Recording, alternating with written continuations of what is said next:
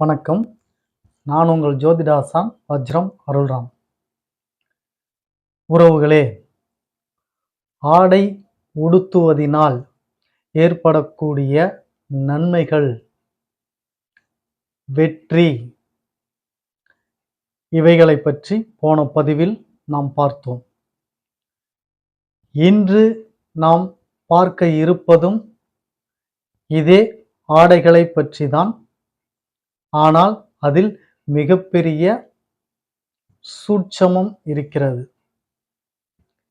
என்னவென்று கேட்டீர்களேயானால், நீங்கள் உடுத்தக்கூடிய ஆடைகள் எப்படி, என்ன கிழமைகளில், என்ன நிறத்தில் உடுத்த வேண்டும் என்பதை பற்றி தான் நாம் நேற்றைய பதிவில் பார்த்தோம். ஆனால் இன்றைய பதிவில் எந்த நிற ஆடைகள் என்ன காரியத்திற்கு உடுத்த வேண்டும் என்பதை பற்றி மிக அரிய ரகசியத்தை பற்றி தான் பார்க்க போகிறோம். சிறப்பான பதிவு. உறவுகளே, தவறவிடாதீர்கள், முழுமையாக பார்த்து பயன்பெறுங்கள். பதிவுக்குள் செல்வதற்கு முன் புதிதாக நமது சேனலை பார்த்து கொண்டிருக்கும் உறவுகளே, நீங்கள் நமது சேனலை எடுத்துச் சொல்லி உங்களது நண்பர்கள், சொந்தங்கள், உறவுகள் மற்றும் அக்கம் பக்கத்தில் உள்ளவர்களிடம் சப்ஸ்கிரைப் செய்ய சொல்லுங்கள். காரணம், நாம் ஸ்ரீ ஜெயகௌரி ஜோதிடாலய நிறுவனம் ஒன்றை நடத்தி கொண்டு வருகிறோம். அந்த நிறுவனத்தின் வழியாக இல்லாதவர்களுக்கும், இயலாதவர்களுக்கும், ஏழை எளியவர்களுக்கும் நம்மால முடிஞ்ச சின்ன சின்ன உதவிகளை செய்து கொண்டு வருகிறோம். அது மட்டும் இல்லாமல் ஹோமம், வேள்வி போன்ற ஆலய பணிகளும் நாம் செஞ்சுக்கிட்டு வரோம்.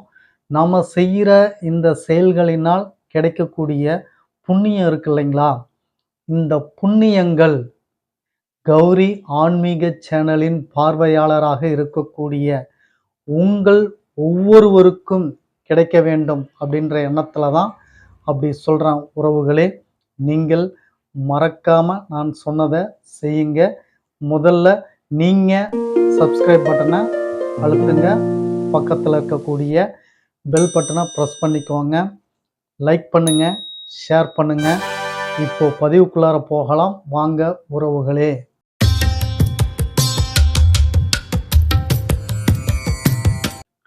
உறவுகளே, ஆடைகள் என்பது எந்த அளவிற்கு முக்கியத்துவம் வாய்ந்தது என்பதை பற்றி ஏற்கனவே சொல்லி இருக்கிறேன். மீண்டும் ஒரு முறை தெரிந்து கொள்ளுங்கள்.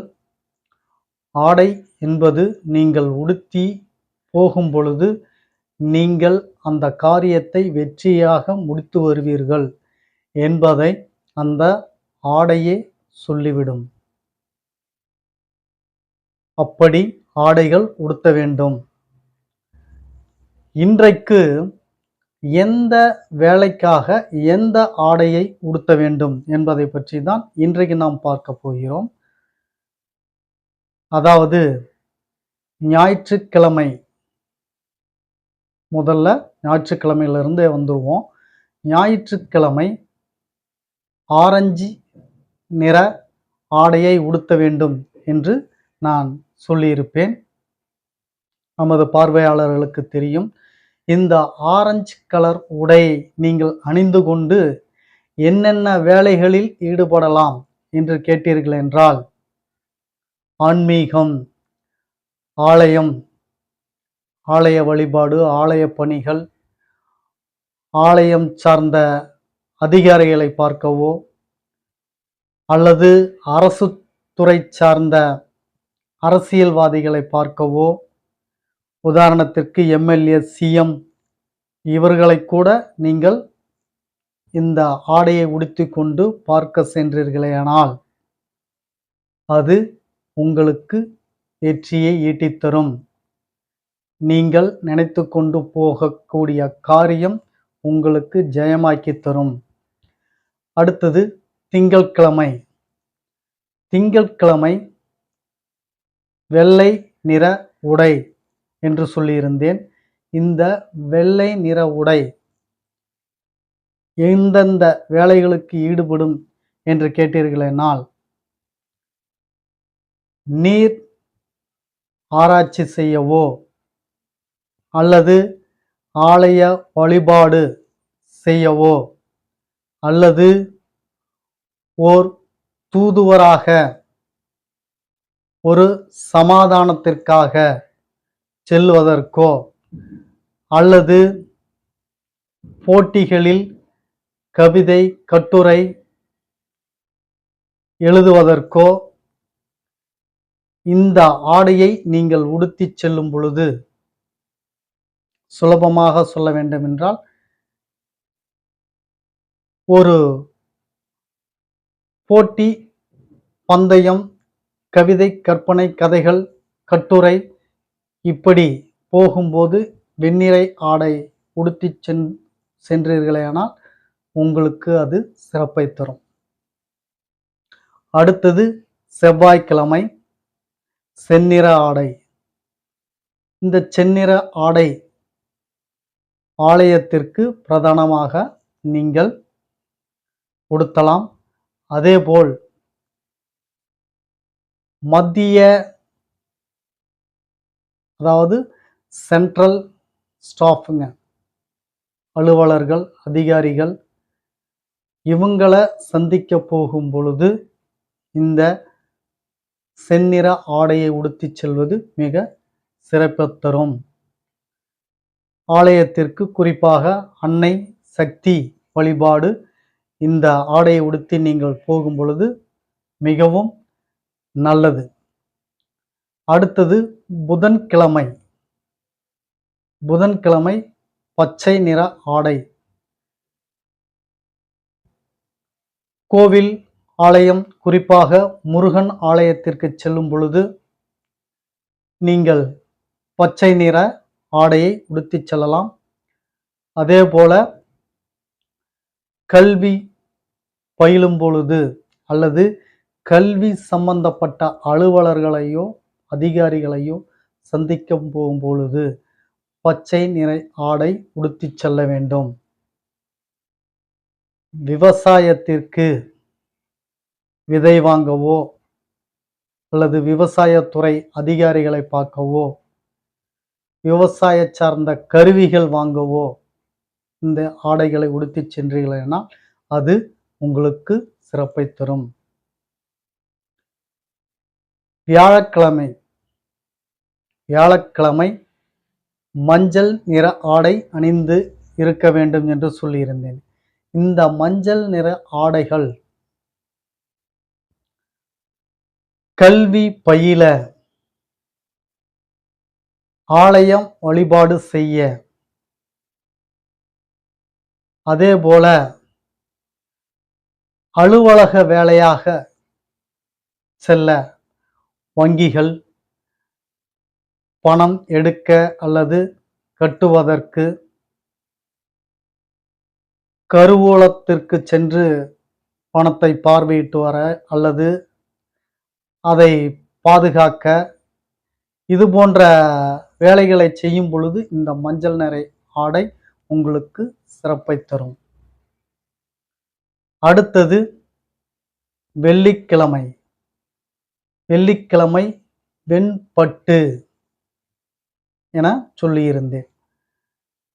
இந்த பட்டு வஸ்திரம் உடுத்திக்கொண்டு ஆலயத்திற்கு சென்றீர்கள் என்றால் மிக சிறப்பை தரும். ஏனென்று கேட்டீர்கள் என்றால், தீட்டு இல்லாத ஆடை பட்டாடை என்று சொல்வார்கள். அதனால்தான் முகூர்த்தத்தில் பட்டு ஆடையை அணிந்து தாலி கட்டுகிறார்கள். மணமகள் தாலியை வாங்கிக் கொள்கிறார். காரணம், திருமணத்தில் நிறைய பேர் சங்கமிப்பதால் தீட்டு, தீண்டல் அப்படின்னு சொல்லக்கூடிய இவையெல்லாம் அங்கு இருக்கும்.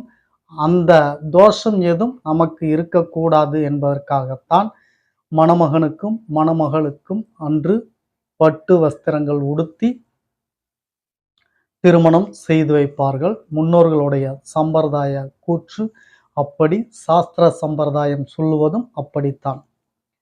எனவே ஆலயத்திற்கு பெரிதும் வழிபாட்டுக்கு நீங்கள் பட்டு உடுத்திச் செல்லுங்கள்.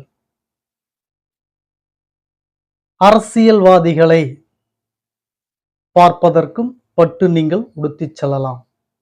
மிக சிறப்பை தரும். அடுத்தது சனிக்கிழமை. சனி பகவானுக்கு உகந்த நாள். கரும் நீலம் உடுத்த வேண்டும் என்று சொல்லியிருந்தேன். இந்த கருநீல ஆடையை உடுத்திக் கொண்டு எந்தெந்த நிகழ்விற்கு நீங்கள் செல்லலாம், என்னென்ன வேலை பார்க்கலாம். ஒரு ஏற்கனவே நாம் சொன்னது போல இந்த கருநிற ஆடையை உடுத்திக் கொண்டு மத்திய அதிகாரிகளை, சென்ட்ரல் ஸ்டாஃப் அப்படின்னு சொல்லக்கூடிய இவங்களை பார்க்கறதுக்கு உங்களுக்கு சிறப்பான உடை இது. அதே போல சுரங்க அதிகாரிகள், சுரங்கம் தோண்டுதல் போன்ற தொழில் செய்யக்கூடிய, பூமிக்கு அடியில் செய்யக்கூடிய வேலைகள் மற்றும் ஆராய்ச்சியில் ஈடுபடக்கூடிய வேலைகள் அத்தனையும் இந்த ஆடை உடுத்தி கொண்டு செய்யலாம். அந்த வேலைகளில் உள்ள அதிகாரிகளை பார்ப்பதற்கு செல்லும் பொழுது இந்த உடைகளை உடுத்தி கொண்டு செல்லலாம். மிக சிறப்பான பலனை தரும். இப்படி என்னென்ன நிற உடைகள் அணிந்து எந்தெந்த வேலைகளுக்கு செல்லலாம் என்பது முக்கியம். இந்த பதிவை பார்த்துவிட்டு இதை நீங்கள் நடைமுறையில் படுத்தி உங்களது காரியங்களை வெற்றி காரியமாக மாற்றிக்கொள்ளுங்கள் உறவுகளே. மீண்டும் மற்றொரு பதிவில் உங்களை சந்திக்கும் வரை உங்களுக்கு நன்றி, வணக்கம் சொல்லிக்கிறேன் உறவுகளே.